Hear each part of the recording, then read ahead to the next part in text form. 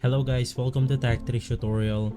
In today's video, I will show you on how you can fix microphone issues on iPhone after iOS 18 update. This is a step-by-step guide so you will be able to follow easily. So this is really simple. All you have to do is to open up your system settings right here. And once inside, you can just go ahead and navigate through General. Inside General, you want to click on iPhone storage, and you can just manually navigate through each applications right here.